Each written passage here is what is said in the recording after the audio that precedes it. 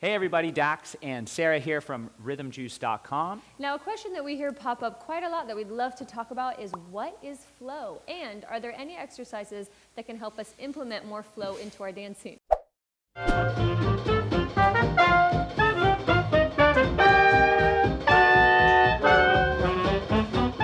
Now, we're going to be discussing this in regards to Lindy Hop, but this can apply to any dance. Pretty much any partner dancing, even solo jazz dancing as well. So let's start with what is flow. Sarah and I define flow in our instruction in a very specific way, which is ending one move with the intention to begin another. So for example, if I did a Lindy circle, instead of ending it kind of neutrally, I would end this move with the intention to create the next move. So for example, if I wanted to do a tuck turn, I would end my Lindy circle with the rotational intention that would start the domino effect of a tuck turn. Now, follower side note, he's talking about generating it from his perspective, but I can also generate that as well. So I can influence the flow of the dance. Same thing coming out of that.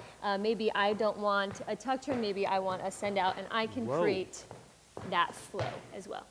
Now, this would be particularly useful if a leader is just putting neutral endings to a lot of moves, and there's a big old, just a side note, you're going to hear some baby talk in this video, that's for sure. Baby bow. I think that's Sarah whispering into the microphone. Just kidding. That's our baby Beaudry. All right, so if a move is not ended with intention for another to begin, you're going to end up with this question mark moment in the dance. It's kind of like the good old sugar push, what do we do next type of motion, as opposed to this going into, for example, that. So flow is essentially making the ending of one thing become the beginning of the next move, so you end up with a smooth transition that makes the leading and following less aggressive, so there's so much ability to predict the future.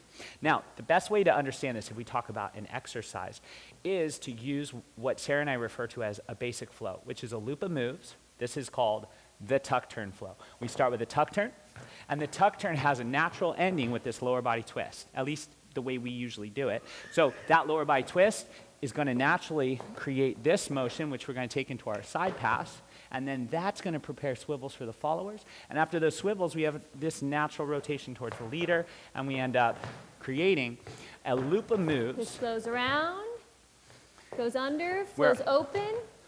There isn't a lot of work. Around.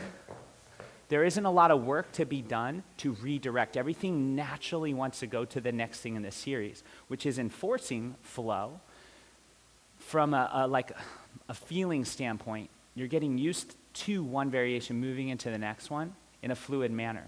Then we can take something, an example that doesn't flow. For example, tuck turn, and instead of going into the underarm pass, we go into like a circle. So let's just look at this really quick. If Sarah's hips are rotating this in a swivel manner, you're going to come in towards the chest. Now, if they're going in a lower body twist, like after the tuck turn, the natural flow of the follower's body is going to go back towards my chest. So if we come out of this tuck turn with this lower body twist, and I try to take Sarah towards me, it's going to be going against flow, or the natural flow, and we would need to redirect that earlier for this to be a smooth dance experience. So this would be a great exercise to practice flow and something that doesn't flow as a contrast. So you do a tuck turn, and then you do a circle. That moment right there was not very fluid. And then you do a tuck turn into an underarm pass, and then into a circle or a 6-count move down the line. So you keep repeating this moment here, working on making your next variation something that wouldn't be fluid after the body movement of the follower has already begun. Now, he's talking about the leaders really putting certain moves together that creates flow. For me, followers, I like to add an influence flow just like I did earlier. A lot of it's having to do with the body movement and especially with the hips. So if he was to do a set of moves that did not flow so well, I can actually make it very flowy by doing body movement that kind of connects the pieces together. So for me, just an example, he was doing this underarm pass. Actually, let's face this way. He's doing this underarm pass. Tuck turn? A tunderarm pass, tuck turn. He's doing a tuck turn.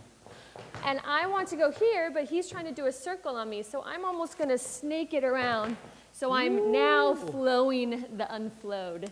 And not a flowing the unflowed.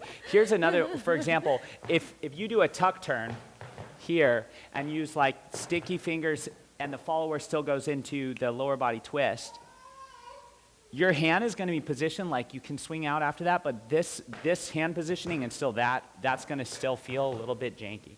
So it's kind of one of these things where there's a lot of ping pong back and forth. Leaders, you might set up a move that's supposed to flow. Followers are going to either respond like as you were expecting or not, and then you're going to have to make choices from there. Because just as much as I do this tuck turn expecting an underarm pass, if Sarah prepares swivels at that moment, I'm thinking tuck turn, underarm, never mind, now I'm doing my circle. And for me to take, this is a very common non-flowing move, underarm pass into swivel prep, into underarm pass again. Man, that one happens so often. I get the urge, it's so good. You're like, it's so easy to underarm pass, let me just do it. But this is another good exercise. So we underarm pass, followers prepare the swivels. That means the flow is going to be rotating towards the leader's chest in the next moment. And at that moment, instead of underarm, just do this pass. Bam. And you'll end up with a more flowy experience, so to say. Anyway, that's a little bit about flow from our perspective. Awkward silence. If you have any questions, let's open up a discussion. Comment below all your questions and we can get talking. What does flow mean to you? Have you heard it described in a different way or in a similar way? Followers, did you know that you can influence flow? And did you know, leaders, that doing multiple underarm passes in a row, though extremely easy, is not the best choice? Let us know what you think below. And be sure to subscribe to the channel. That's like our baby video, Bodri. all that kind of jazz. All that kind of jazz. Laters. Bye. Peace. Underarm pass. That as well. Oh, yeah. Touch your nose. It's because I have itches. Kind of connects the pieces together. Allergies or something. It's all on video. Yeah, I know. It's okay, I'm talking about side passes. Yeah, we should do this one again. It's so bad.